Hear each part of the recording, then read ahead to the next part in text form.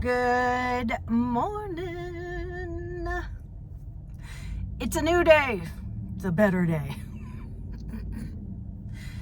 And thank you, Iowa, for being such a good drive. A good, easy drive. Yeah, I'm at some, I don't know what I just did. I'm at some gas station. I've never heard of it before. But, yeah. It's funny, somebody said, Tracy, you're just road weary. And yeah, I was very road weary yesterday. But you know, it's kind of like a metaphor for life. Van life or traveling life can wear you down.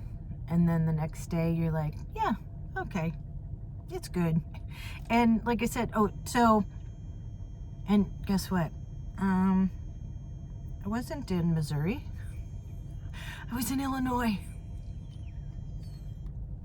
I didn't even realize that until this morning when I went inside and all this stuff had like Illinois on the t-shirts that they were selling at Love's. And I'm like, Well, I thought it said I was on my way to St. Louis, so I just assumed I was in Missouri. I was out in the middle of nowhere and pulled off at the Love's. So I just thought I was in Missouri.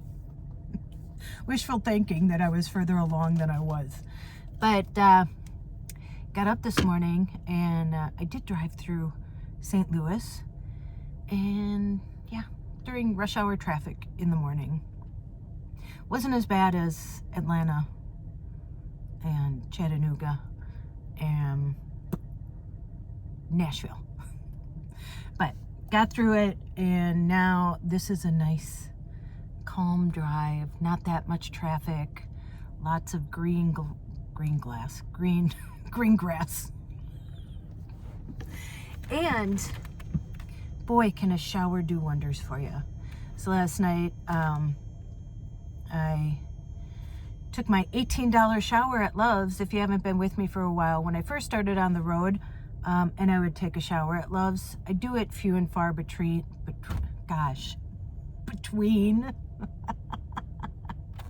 And this is my second coffee.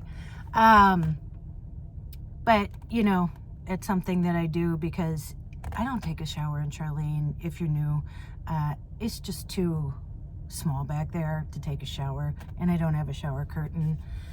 But yeah, got my $18 shower at Love's, and then it wasn't raining when I went in. Yeah, I had all my stuff and go in, take my shower. Oh, and you can only get 15 minutes too when you're in there for $18.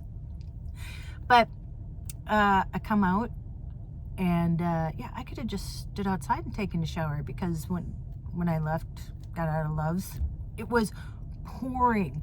By the time I got back in Charlene, it looked like I had just gotten out of the shower. So I could have saved myself $18, but that felt good. Anyway, yeah, I'm better, lots better today. And what else? Oh, the cap. Yeah. And people said, oh, put a chain on it and stuff. And I had like a, what do you call it? Oh, I forget what it's called. Like a hook, you know, that I could lock. On my last one, there was a hole in it, and I hooked it up, and that was great. Yeah, and that's how I just accidentally left the cap back there last time. I mean, it was missing before I even like went to put it on. We noticed it before I left. But and somebody said too, like when you're going over hills and stuff, like the new one could have jumbled off. But that was the plan. This new one didn't have like a hole in it that I could put anything through. And I was gonna drill a hole in it when I got home, but didn't even make it that far. So I don't know, and I wrote them and said, you know, could I please have 2 caps, and I will pay for them, and please put them on, you know, your website, because I can't imagine I'm the only person that the monkeys steal the caps from. I can't be. So I don't know if I can't get another one from them. I don't know. I guess I'll just have to go back to Walmart and buy a whole new system just to get the cap. It was only like $30 or something, like the whole hose thing. But It'll get figured out. It always does. You know, it's funny how at the end of a day things can seem bad, you know, for a lack of another word. And then you wake up and you're like, you know what? I'm here, I'm awake, I'm on the right side of the grass, the sun's out, the guns are out, and it's a new day. And you have hope again. So just know there's always tomorrow. I know you love when I sing. I got these teeth whitening strips, and they were only 16 bucks at Target, and I can already tell a difference. I've only used them like 3 times, so not that you need to know that. And I was going to tell you too that my girlfriend Angela, she's a medical esthetician. She's my esthetician. Estheticians have estheticians. And I called her last week, or reached out to her, messaged her, to see if she'll come on and talk about, because a lot of you guys asked me about my skincare and all that kind of stuff. And Angela's the person that I'd like to talk to so that we can talk about that. And so she said she would come on here. So yeah, so I plan on having her for kind of like skincare over 50. And then there was some, and you know, when I talk about money, and you know, I was talking about that, don't ever, ever, ever be worried about me. I'm pretty resourceful. I'm pretty resilient. I actually had to do invoices the last couple nights, even last night. And then I did one this morning before I got on the road. I got on the road at 7 this morning. And then when I go back, I have the 3-day photo assist shoot. And then I just got notice that a company that used me before, if you don't know, I have a small modeling agency. I actually used to have an office for it for like a year. But now I just help people that I've already helped. Worked with Zubas. This one is called Touching Hearts. I've helped them before. And so Sean is the photographer I work with. And so we got the gig. He's the photographer. It's video, still photos.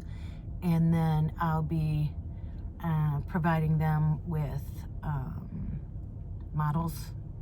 And then I also do the makeup, so I get paid for that. And then I might be a model on it too, so I might make a pretty decent haul. And if you don't know, I don't know if you're interested, but this is how modeling agencies work. So if you don't know, I used to be a model, and then I used to work as an agent at a modeling agency, and I actually used to be the makeup artist at the modeling agency. But so when you place models, this one, they're gonna make $550 for half a day, or 5 or 600 for half a day, and then 1,200 I think for a full day. And then I get 20% from the model side for, you know, helping them get the job, and I get 20% on the client side for helping them get the models. So that's how I get paid from that. But if they get paid more than $600, if I have to pay the model within a year more than $600, then I have to do send them a tax thing. So that's kind of a hassle, but you just deal with it. But anyway, so I'm very resourceful. And then Walgreens is excited that I'm coming back. Our manager had breast cancer, and she's gonna have another surgery, and so she's gonna be out. So she's like, yeah, I'm out in May, so I'm happy that you're back. And it's interesting because 3 of the women at Walgreens had breast cancer. Betsy got through it, and I think she's like 5 years out or something like that. And Patty had it, and then she was all clear, and then now it's actually spread to her spine and stuff, so she's going through a tough time again. But I'll be happy to be back with them. And for that job, it's not really about the money. Yeah, I make $18 an hour, you know, which is decent. Better than sitting at a desk in a law firm or anywhere else. And I work at Walgreens. I don't like Walgreens, honestly, but I like my coworkers, and we have a lot of fun, and time goes by really fast, and nobody's watching over me. Like, I just do my job, and you know, we all do, and there's nobody micromanaging you or anything. And I get to talk to clients, to customers and stuff, and to people, and so I really like it there. So yeah, oh, the trees are blooming here. Yeah, it's going to be cold back in Minnesota, so I am going, when I get back, because I'm sure it's going to snow again, I'm going to stop at, it's called Mike's LP. They're so great. It's a couple that you can, you know, dump there. They fix RVs. They do everything. They have my propane. I get my propane there. And a dump there is only like $4. I mean, it's just so nice. Just a little mom and pop shop that I love to give my money to. So when I get there, I'm going to pull in and I'm going to see, like, I don't know if you saw my video or I talked about it before, but when I was there, so the first year with Charlene, I winterized her because I hadn't taken off. I was still redoing everything. And so I winterized it myself. And I'm like, this is not the job for me, not something I like. And then when I was there before I left this year, I saw a sign saying, you know, winterizing for $120. I would gladly give somebody $120 to winterize Charlene. And so I'm going to go there and see if they think like I should have it winterized, you know, for the rest of the time, or maybe I can just put in some, what do you call it?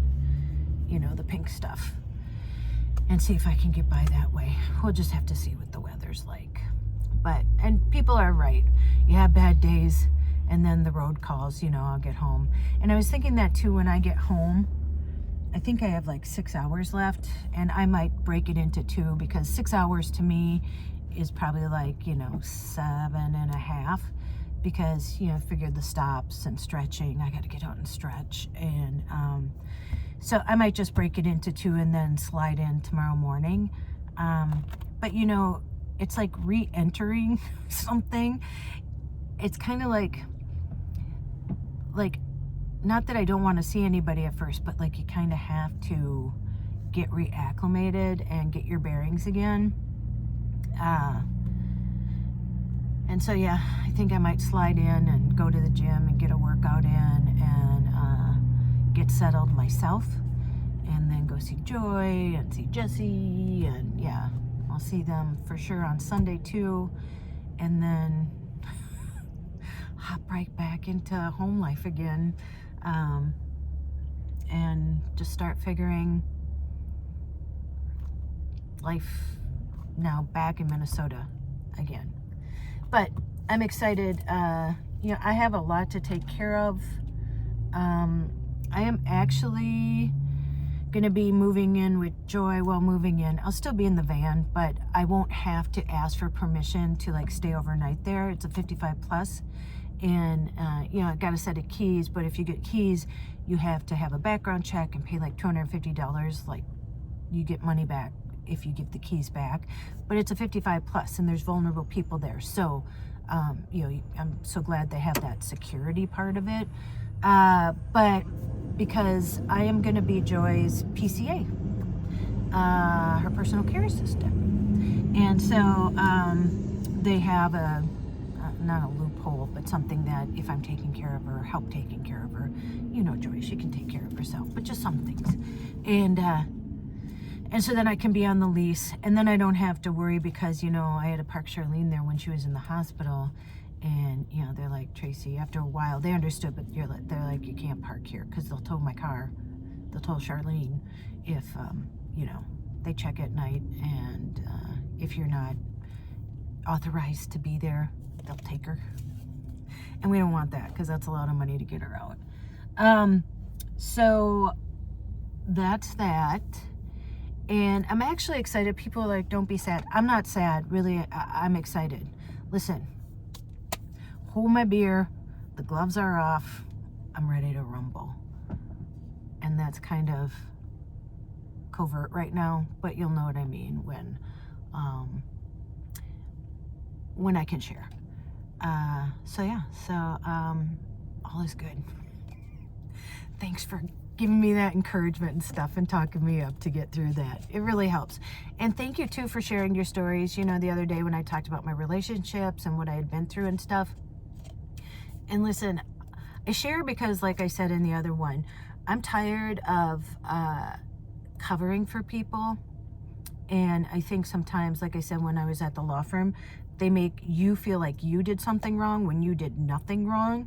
Because, you know, it's all about the money. They have to protect the people who make the most money.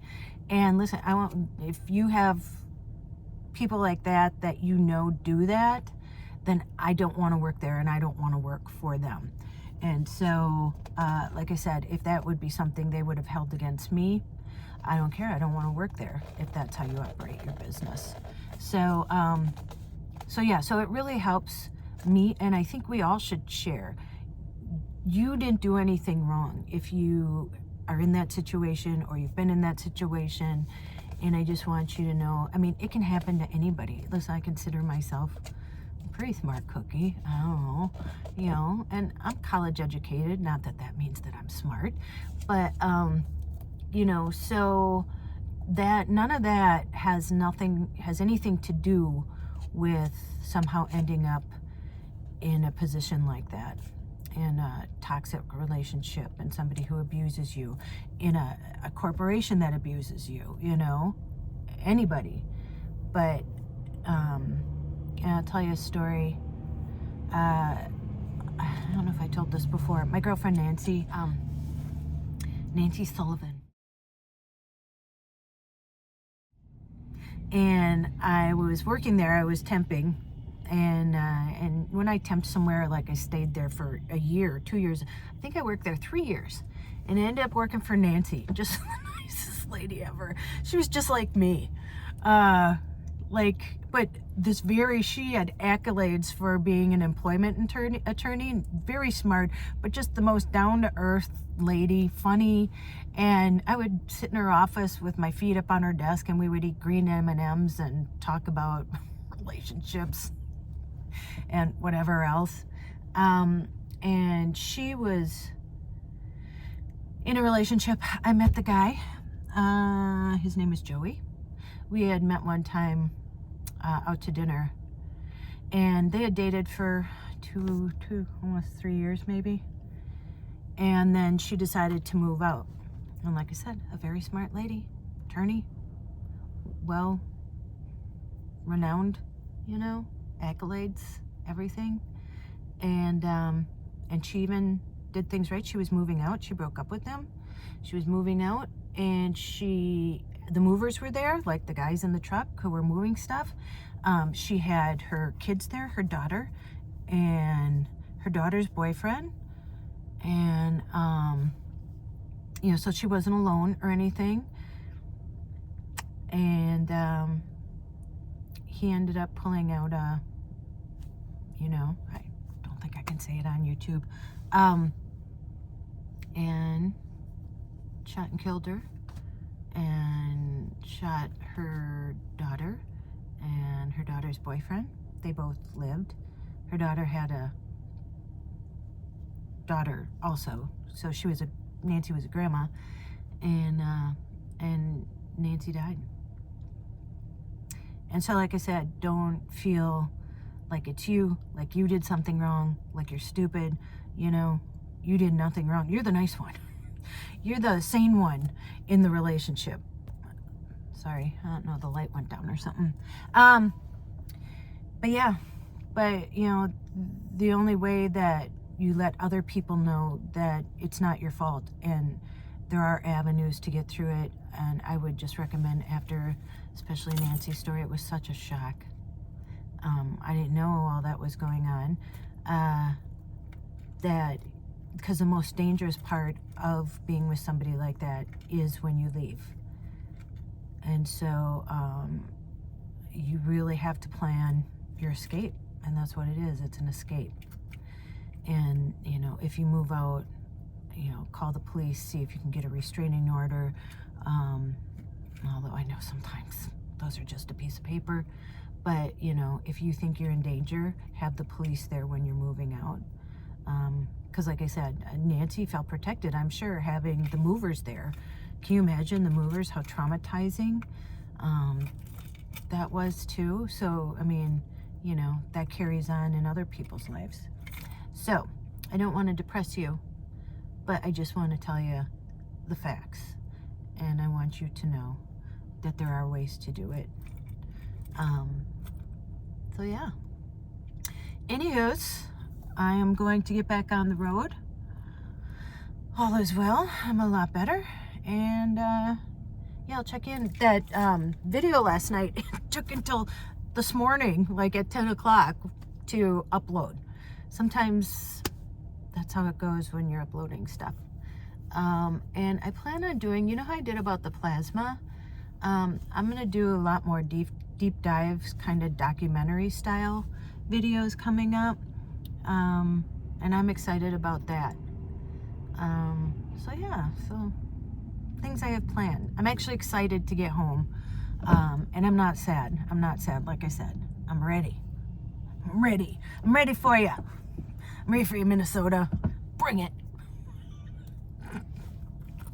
Okay, now I'm getting weird. Okay, I'm gonna go, and I'll see you soon. I'll check in. Okay. I pulled over. It was a nice drive until it wasn't. And it was really windy again, and there was so much traffic that I just had to pull over. So I pulled over, and thank goodness there was a pilot like 10 minutes away. So I pulled over here. It's 3 o'clock, and I have been driving since I left like at 7 again this morning. And so I looked tomorrow and Sunday, I have like 4 hours left. Well, you know, on that time, on Google Maps time.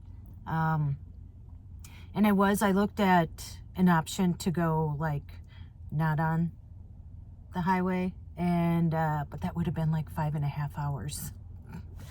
So I decided to pull over, and I am going to try again tomorrow. And tomorrow's Saturday, and Saturdays and Sundays seem to be not so heavy traffic days, just because people aren't traveling for work and stuff. I know they're on the roads, you know, because it's the weekend, but especially when you leave early, a lot of people like to sleep in on their weekends. And so I'm hoping if I leave early enough tomorrow that I'll be able to get pretty far. And then I just realized I was looking up my shoot for next week, and it's not until Tuesday, Wednesday, and Thursday. So if need be, I will, you know, do Sunday too and get back Sunday. I am not going to push myself, because when you're driving like that, it's no fun, and it's not safe for me, and it's not safe for other people too. But yeah, it got to the point where I was like, nope, I gotta get off.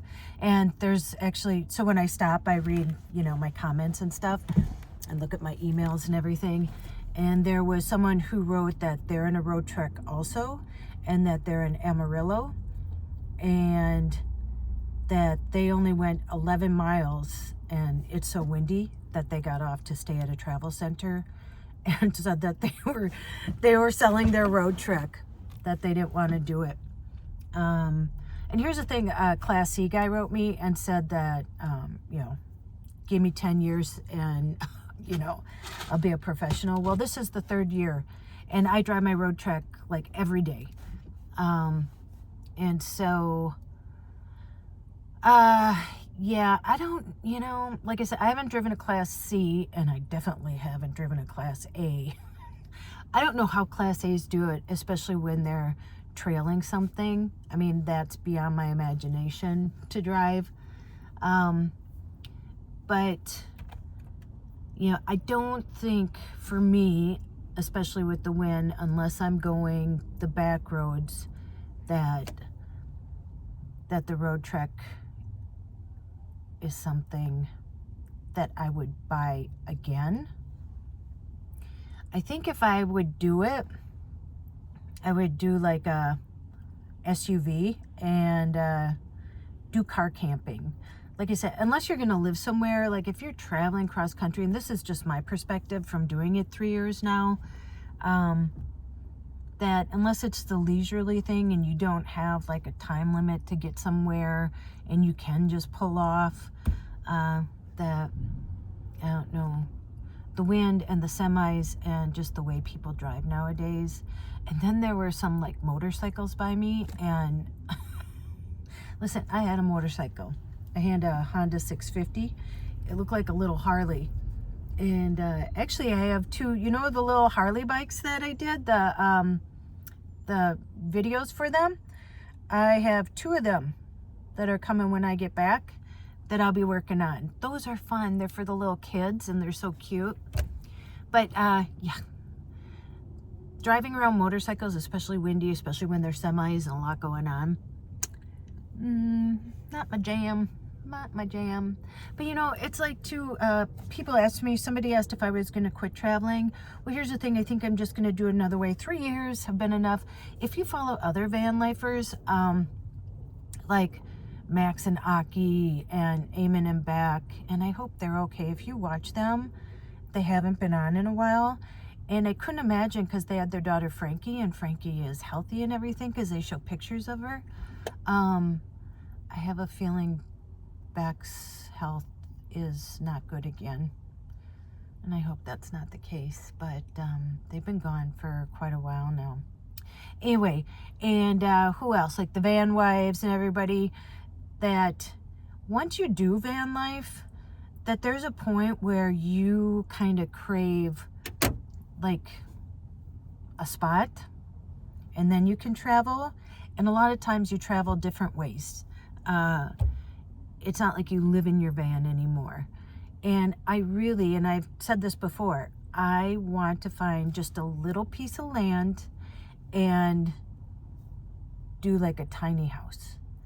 I would love to do that. And have a garden and then travel from there. And you know, I don't know if you guys forgot too, I'm gonna look into doing the nanny thing, the flight nanny. Yeah, I was supposed to do the trial run with her. I was supposed to fly to Philadelphia and then fly back to Orlando, you know, transporting a puppy, because I'm learning under somebody. But it got canceled at the last minute because of the weather. There was a snowstorm, I think, in Philadelphia. So hopefully I'll be traveling that way too. And I plan on hopefully taking international trips. But as far as traveling cross country in the van anymore, I think I'm too old for that. I think I aged probably 10 years just in the drive for the last like 30 miles. So, yeah. And it's funny, Al, yesterday we've been texting, and I was telling him how stressed out I was, and he even looked up flights to fly to, where was I? Missouri or wherever I was, to then drive the rest of the way back. What a nice guy, because it's, you know, it's Friday or whatever. And, but they were like $300. And I'm like, Al, I'll make it. So get yourself an Al. Get yourself a friend like Al and Keith and John and Jill. And you have a lot of girlfriends too. Anne took Mom out to dinner last week. They went to the Olive Garden. So I have a lot of good girlfriends too. Just get yourself a good group of friends. Just do that. So yeah, I'm gonna let you go here. I'm gonna just now relax the rest of the night. I have stuff on the computer to work on. At least it's nice and sunny. It's like 53 or 58 degrees. And then when I was at my last stop, I was getting a picture of Nancy because I wanted to show you. I put it in the beginning. Well, I will have once I edited this. Put it at the beginning when I was talking about her. And so I also pulled up the link to, you know, the article that was in the paper. And I'm going to link that below so you can see too. And, you know, I just, it's nice. Yeah, I haven't thought about Nancy in a while. I think about her randomly. But it was really nice to like see her face again and just remember the good times that we had. And what a great woman she was. And I'm also going to leave links below to reach out for domestic violence and stuff like that.